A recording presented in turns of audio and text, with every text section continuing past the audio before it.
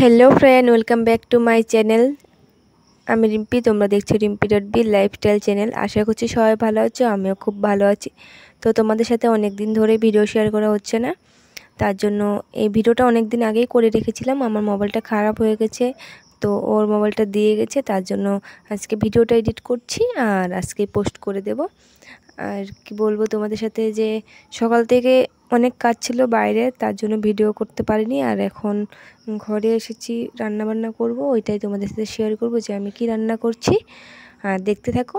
আর দেখতেই পাচ্ছ, ওইদিকে আমি ডালও বসিয়ে দিয়েছি, টমেটোগুলো কেটে নিয়েছিলাম, ধুয়ে নিচ্ছি। এখন টমেটোর টক বানাবো আর ডাল বানাবো আর ভাজি করব আর পাঁপড় ভাজবো। তো দেখতেই পাচ্ছ ডাল সিদ্ধ হয়ে গেছে, এখন সম্বার দিব। আর এদিক দিয়ে ভাতও হয়ে গেছে আমার।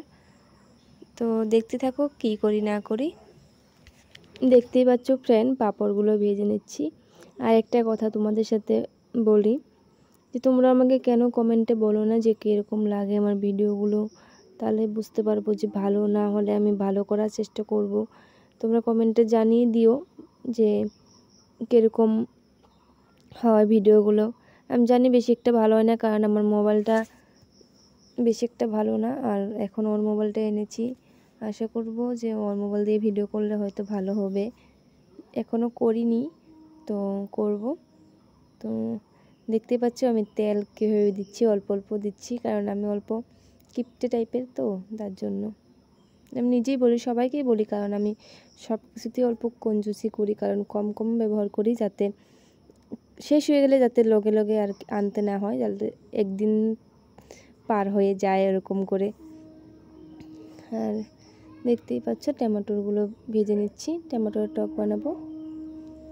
আমি এতটা রান্না করতে জানি না, যেরকম করে পারি সেরকম করেই রান্না করে খাই, কারণ মা থাকে না বাড়িতে, তোমরা জানোই। আর ওইটাই কি বলবো। আর দেখতেই পাচ্ছি এদিকে আমার সব রান্না হয়ে গেছে। এটা বানিয়েছি আর ডাল বানিয়েছি আর পাঁপড় ভাজছি আর আলু ভাজছিলাম, আলুটা হচ্ছিল না তখন। আর ভাবছো তো আবার গ্যাস কেন জ্বালাচ্ছি, তো দেখতে থাকো, দেখতে থাকলে বুঝতে পারবে যে কেন গ্যাসটা জ্বালাচ্ছি। দেখতেই পেলে যে তেল ঢেলে দিচ্ছি কড়াইতে। ভাবছো তো এতগুলো কেন তেল দিচ্ছি, কারণ আছে।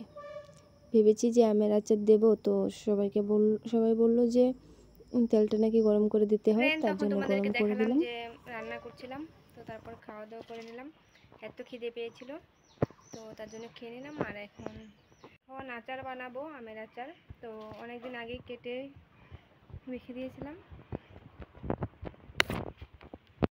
ফ্রেন্ড, আমি প্যাকেট মশলা দিয়েই আচারটা দেবো, কারণ আমি জানি না কী কী দিতে হয়। তো তোমরা কমেন্টে বলো, পরে বানালে আবার তোমাদের মতে বানাবো, কারণ আমি জানি না এটা কীরকম হবে।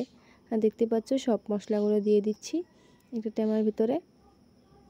জিরার গুঁড়ো, ধনের গুঁড়ো, লঙ্কার গুঁড়ো, তারপর গরম তেলটা ঠান্ডা হয়েছিল, ওই ঠান্ডা তেলটা দিয়ে দিলাম, দিয়ে ভালো করে মিক্স করে নিলাম। মিক্স করে আবার লঙ্কার গুঁড়োও দিয়ে দিলাম দেখলেই। তারপর ভালো করে আমগুলো বেছে বেছে, যেগুলো মানে ভালো করে শুকিয়েছে সেগুলো দিয়ে দিলাম, কারণ শুকালে তো জানো অল্প স্বল্প খারাপও হয়, তার জন্য ভালোগুলো দেখে দিয়ে দিয়েছি। তারপর ভালো করে এগুলোকে মিক্স করে নিলাম, যাতে সব আমগুলোতেই মশলা লেগে যায়। আমি ফার্স্ট টাইম আমের আচার দিচ্ছি, তো জানি না কীরকম হবে। আর তোমরা কীভাবে আমের আচার বানাও সেটা কমেন্টে জানিয়ে দিও। আর দেখতে পাচ্ছ ফ্রেন্ড, আমি এখানে একটা জিনিস মেলে দিয়েছি, শুকাতে দিয়েছি। এটা কী জিনিস তোমরা কমেন্টে জানিও। আর ভিডিওটা এখানে শেষ করছি, ভালো লাগলে লাইক করে দিও, টাটা।